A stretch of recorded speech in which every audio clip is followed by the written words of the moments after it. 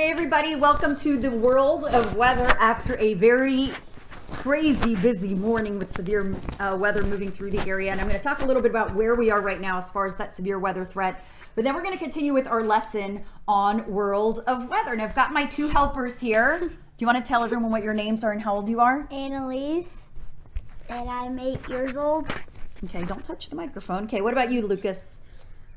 I'm 7 And your mommy's helper? Yeah.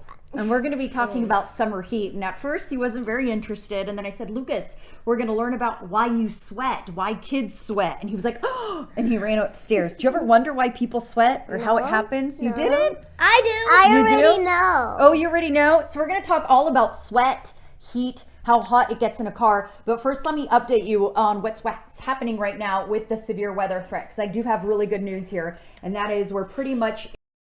Tornado watch still remains until 4 o'clock, but only for the southernmost counties. Oops, sorry, I keep hitting this phone. And even that's coming to an end here pretty shortly. As you can see, all of Metro Atlanta has been removed from that tornado watch. That does continue until 4 o'clock. And I really think the rest of these counties here will be removed shortly. It's not going to continue until 4 o'clock as that threat continues to come to an end. There's that line of rain. Notice still seeing a warning near Macon, south of Eatonton, but here in Atlanta, we're in the clear. So all of this, it's my touch screen there, no longer under that threat of severe weather. So we're still seeing some storms in Eatonton, in southern Spalding County, still seeing some stormy conditions there. But again, that big threat of line of very strong damaging winds. In fact, we had winds near 70 miles an hour. That has now come to an end. So I wanted to update you on that. Didn't want to forget about what's on the top of everyone's mind. We did have a lot of wind reports, especially across Peachtree City, near Griffin as well, in Spalding County, and we're going to have much more on that starting at 4 o'clock on CBS 46. But first we need to get to our world of weather. I'm going to make everyone dizzy with my helpers, so we're going to put this back in position here, and we're going to do a little refresher about summer and summer heat. So we have our globe here. Okay, and you guys both did the summer lesson about, oh no you didn't, about the seasons. We're going to talk a little bit about, so the earth is tilted. Annalise, can you find the United States of America on the globe? Facing that way? Sure. Do you see it? There. Okay, so is it on the top half of the globe or on the bottom half of the globe? Top half of the globe. Okay, so that's important to note because the earth is tilted at 23.5 degrees. And when we get into the summer months, the sun is directly over the Tropic of Cancer, which is right here. So if the sun is shining right here at the Tropic of Cancer, we'll put it there so you can see the United States. Does that mean the United States is closer to the sun or further from the sun? So the sun in the spring is in the middle of the earth. It's at the equator, but once we get into summer, the sun is now on the top half. It's over the tropic, so it's warmer. So the closer we are to the sun, the warmer it is, right? And what do you think happens the further we are from the sun? It gets really, really, really cold. Yeah, it gets cold. So it's all about the season. So we're going to talk about the summer months in today's world of weather. We already talked about why summer happens, when it happens, and why it gets so hot because the sun is closer. So the closer you are to the sun, the hotter it is. The further you are from the sun, the colder it is. Does that make sense? Yes. So let's talk about summer in Georgia. Is it hot in the summer in Georgia? Yes. How hot? Really hot. Really hot. What do you think? And I'm going to let you each guess, and you can guess at home as well. Put your guesses on our Facebook feed here. What do you think the hottest day ever recorded in Georgia was? How hot? Let's let Lucas go first. What do you think was the hottest it's ever been in Georgia? Can you guess? 100? No. 100 is a really good guess. Do you have a guess, Lucas? No? The hottest it's ever been in Georgia is 106 degrees. Oh my gosh! And that's the actual temperature. That's not even the heat index, because we do heat index too. We talk about when it's really humid, it feels even hotter. But that was the actual temperature. That was on June 30th, 2012. It got up to 106 degrees at Hartsfield-Jackson International Airport. So we're going to talk much more about the summer. I'm going to go over these slides with you, and I hope you will learn along with us for today's weather. We are learning about summer in Georgia, and summer is coming sooner than you think. Oh, I need to get this tripod fixed. It's very flimsy. Okay, So here we go, learning about summer in Georgia. There's that little fan because you know we need a fan, summer in Georgia. So we talked about summer happens when the sun is directly over the Tropic of Cancer, so directly over the northern hemisphere, and it happens on June 30th. That's the date when the sun is directly over the Tropic of Cancer. And the average high temperature in the summer is a lot hotter. That's because we're closer to the sun. Remember, the closer we are to the sun, the hotter it is. In June, the average temperature is 86.4 degrees. That's pretty warm, right? In July, the average high temperature, so this is the average. Some days it's hotter, some days not as hot, 89.1 degrees. Does average mean like at least that No, much? the average means the middle. So when you take all the days in July, all the high temperatures, and you get the average, it's 89.1. So that is the average temperature in July. In August, the average high is 88.1 degrees. So looking at that, what is the hottest month of the year in Atlanta, July. in Georgia? What is it? July. July. And what is the average high in July? 89.1. Very good. So the summer months are the hottest months. The hottest is July. Almost 90 degrees is the average high temperature. So this is the one Lucas was interested in. Why do we sweat? Why do you think we sweat? Because Annalise. our body inside, it's hotter than our body temperature. So we need to cool off, right? It's all about cooling off. Well, our bodies like to stay near 98.6 degrees. So when you take your temperature with a thermometer, it's 98.6 degrees. That's what our body likes to stay at. But when we're outside playing in July, let's say it's 95 degrees out, our body gets really hot. So when our body temperature rises, we need to sweat. Sweat is basically little water droplets coming out of your skin.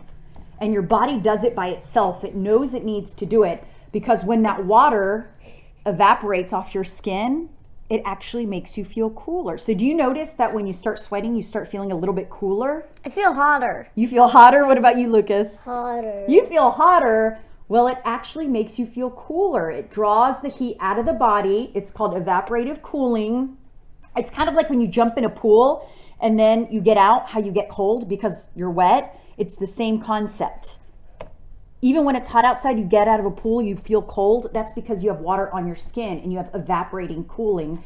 It basically evaporates on your skin and it cools you down. But when it's really humid outside on muggy days, sweat fails to evaporate from your skin. So it leaves you warmer and you feel really sticky. That's why we have the heat index. So if it's hot and humid, it feels even hotter than if it's just not hot. That's why we don't like humidity. Did you notice in the car it gets really hot if you're in the car? Yeah. If the air is not turned on? This is going to show you how hot it gets in the car and how fast. That's why we always have that rule. You can't be in the car with the car turned off ever, ever, ever, because it's very, very dangerous. Let's say it's 70 degrees outside, which is actually a really nice day. In 10 minutes, it's 90 degrees inside the car. But how does it get hot in the car? Because you're trapped. There's no air circulation and it just gets hot, hot, hot. It builds From up the the windows? temperature. From being inside the car, the air can't escape. So it gets hot. Basically, you get baked inside the car. In 30 minutes, it's 104. In 60 minutes, it's 112 degrees inside the car.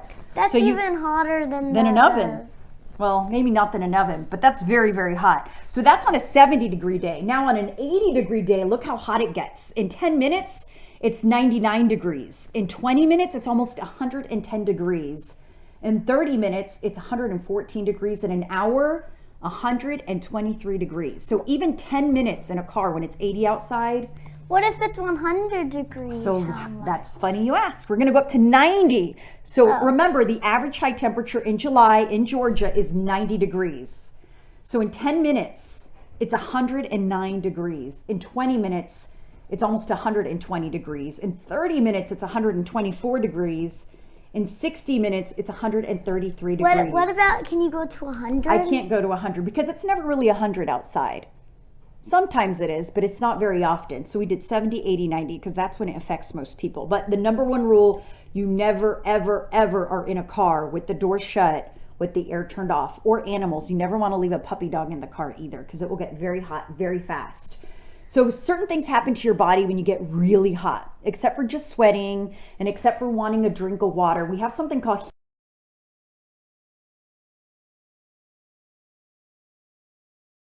drink water. You're just not feeling right. because that happens sometimes, especially if you're playing sports outside. Whereas heat stroke can be very dangerous. You can get very sick from heat stroke. So this What is is heat? so this is how you know the difference. Heat stroke is your head hurts really, really, really bad and you stop sweating because your body can't even sweat anymore because it's that dangerous. You're red, you're hot, you have dry skin, and your heart beats really, really fast. On the other hand, when you have heat exhaustion, you feel dizzy, you're still sweating, but your skin actually feels cool and pale. You have a rapid, weak pulse, your muscles start cramping. Have you guys ever had a muscle cramp? Or a Charlie horse? They hurt really bad, right? No. That's heat exhaustion. Heat stroke, you need to call 911. What? How is it Because so you might dangerous? start to faint because your body's too hot and it can't cool down fast enough. But usually you're only going to get heat stroke if you're stuck in a car or if you're outside doing a sport and it's very, very, very, very hot. Like on the highest, like in 2012, like if you were like playing a sport for like an hour, you would Correct. probably get it. Correct, yes. Or in a car. Or in a car. But with heat exhaustion, you want a cool air, you want to go inside, drink lots of water, take a cold shower, you can take a cold bath. That will make you feel better as well. Now we're going to talk a little bit about Atlanta because if you notice when we do the high temperature in Atlanta, it's always hotter than some of the other cities, than Marietta or Alpharetta or Lawrenceville or Peachtree City. Not always, but it often is. That's because we're an urban heat island. And it basically means Atlanta is a big city and we have lots and lots of concrete. We don't have that many parks. We have some. We have Piedmont Park and we have some parks, but we have a lot of concrete compared to being out in the country or being out of the city. So what happens is all of that concrete absorbs the heat. So does the steel and the brick. And it makes it very, very hot. And then we get ozone or smog. Whenever we have a code orange air quality alert day or a code orange or code red, it's because it's very, very hot. We talk about ozone in Atlanta very often. Ozone it's so hot it bakes the pollution and it's almost trapped over the city of Atlanta. And we have air quality alert days if you have asthma, if you have breathing problems, or those who are sick, maybe their lungs aren't working 100%. They need to avoid exercising outside or playing sports outside or going to the park outside on ozone alert days. And the worst ozone is always in the late afternoon and early evening. That's when it's at its worst. That's because that's when it's the hottest. So the pollution builds up and it's bad air quality. So you're breathing in pollution and dust and you're breathing in the car exhaust and you're breathing in what all the factories have in the pollution, and it's not good for your lungs. So you don't want to be exercising and breathing in that air. You want clean air. You don't want yucky air, right? So that's what an air quality... Does it make it hotter? Make it hotter, but it makes the ozone builds up across places like Atlanta. That's why it always includes all of Metro Atlanta when we have a code orange air quality alert day. It's based on the amount of people, the pollution, and the heat. So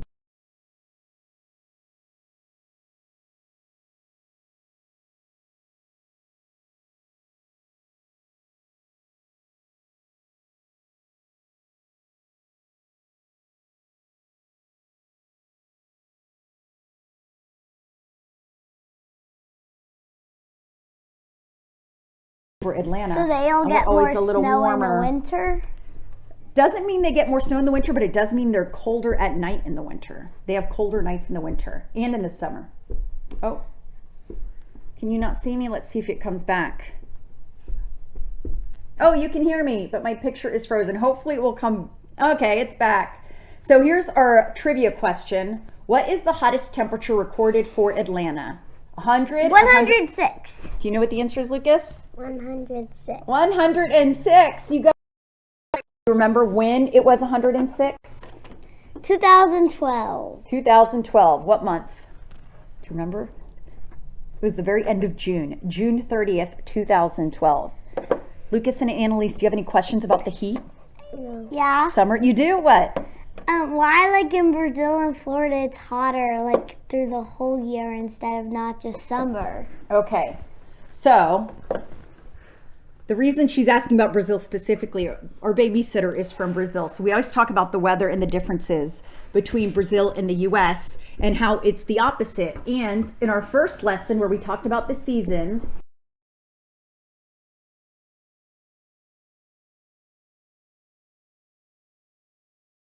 United States is in the northern hemisphere, whereas Brazil is in the southern hemisphere. So the reason it's opposite is because the earth is tilted. So when the sun is over the Tropic of Cancer, like it is in the summer months, what's happening to Brazil? Are they further from the sun? Yeah, but they're still hot. No, because they're way down here. They're pointed. See how the earth is tilted? It's not up and down. See how it's tilted? So the sun is over here. Look how far they are from the sun. Where are they? Where's Brazil? So the sun is on the Tropic of Cancer. So they're much further. But in the opposite, when it's winter here for North America, the sun is over the Tropic of Cancer or Capricorn, which is right here, almost smack dab over Brazil. So they're getting very hot, whereas we're on the other side and we're cold. So they have opposite seasons. But Florida's close to Georgia, and Georgia's like cold. So why is Florida hotter than Georgia? Is that the question? Because Florida is closer to the equator. So Florida is closer to the equator. But we're like right next to Florida. We are next to Florida, but even if you go to places a little bit further from us, Virginia, they're much cooler than us, but they get hot in the summer as well. But Florida is closer to the sun. The closer you are to the sun, the hotter it is. So all the countries closest to the sun are hotter than those places further from the sun. So New York City, Boston, they don't get as hot as we do here in Georgia because they're further from the sun. So the closer you are to the sun, the hotter it is. The further from the sun, the cooler it is. Do we have any questions, Tim? Okay.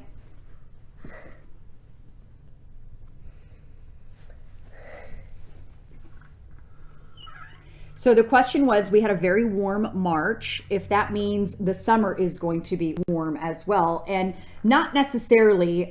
You'll notice with weather pattern, we have a lot of patterns and ups and downs. And yes, we have some years that are warmer than others and some that are cooler than others. But you look at history as a whole, we have a lot of variations. As far as the summer goes, we probably will be a little warmer. And when you look at the models out the next 30 days, it does look like we are going to be above average as far as temperatures go. So it could be a warmer summer, but it doesn't mean we're going to have these excessive heat warnings or these days like we did in June 30th, 2012, where we'll get up to 106, but certainly definitely could be warmer. And it's at least going to be a warmer April as we head into the month of April. Do you have other questions, Tim?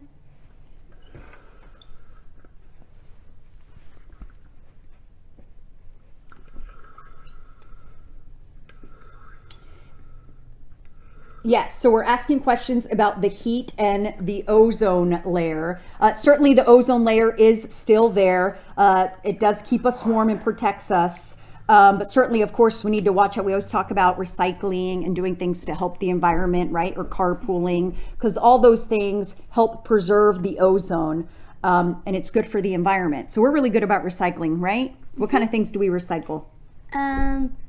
Like the cans that Daddy drink out of. Cans and water and milk jugs. Those all recycle. And cardboard and cereal boxes. Yep. Yep. So everyone does our part. So please recycle. Definitely it helps the environment. And the boxes that, like the cracker boxes. And the cracker boxes. And everything. Do you have other questions, Tim? Or else she's going to list everything we recycle in our entire house. But it goes to show we recycle everything, right? We're good recyclers. And you could probably recycle that. So the question was, why does it rain more in the summer? And actually our wettest months are in the spring. That's when we have most of the rain. October is our driest month, but you're probably thinking of those afternoon showers and thunderstorms. We get them almost every day. And that's just because the hotter it is, the more unstable it is. Warm air rises, and we've talked about that in the past. Warm air rises, so you get these pulse thunderstorms, these pop-up showers and thunderstorms very often in the summer months. When it's 90 degrees outside, that warm air rises quickly and you get those pop-up showers and thunderstorms. So yes, it does rain a lot in the summer. We actually get more of it through the spring months when you look at actual rainfall totals, but it has to do with the heat. The hotter it is, the faster you get that hot air rising, that instability. We call them convective thunderstorms, and we see those in the summer months. But we see them a lot in the spring as well. You saw today, we got plenty of rain over all of North Georgia. Am I boring you? I saw that yawn. I have a question. Yes. What are these, those on the globe, those degrees? When will the pollen get better? That's an actually very good question. So March and April is when we have the highest amounts of pollen over Atlanta. So it should get better. I think we've hit our peak. We had nearly 8,000 pollen count on Sunday, which was the second highest pollen count we've ever had. On Monday, it was in the 7,000 range. That was the sixth highest pollen count we've ever had. So this is the peak right now. This is the worst of it. So this is when you really need to take your allergy medication, but it is going to get better. March and April are the peak pollen months. It's still going to remain high through April, although it will start to taper off. By May, we should be in the clear. But again, it's seasonal allergies. So although it's not as high, those levels, we still have other pollens throughout the year, like October. We have other pollens like grass pollen that will affect us. So it really depends on what you're allergic to. Right now it's tree pollen, but later in the year it could be grass pollen, although those levels never get as high. But I think that's it for questions. I hope everyone enjoyed. Question. What's your question? Like on this side, there's like higher numbers for the degree, and on this side it's lower, and I don't even know what those numbers mean. So she's asking about the latitude and the longitude on the globe. So we're going to answer that offline because we're just talking about summer heat. And we're going to let everyone get back to work because you have a ton of schoolwork. Lucas still has to write. I already finished. You finished? Okay, Lucas still has to write in his journal. No, he did. No, he didn't. No, he didn't. So we're going to let Lucas go because he has to go write in his journal. I know all you kids at home have a lot of schoolwork to get through for today. So glad you joined us to talk about summer heat in Georgia. We have really exciting lessons coming up. By Friday and Monday, we're talking about snow. See, Lucas is so bored. He just dipped out. Typical. Everyone, thank you for joining us for World of Weather. I hope you enjoyed learning about summer heat. We'll see you here tomorrow at 1:15. Everyone have a great day. Say bye. Bye. Bye.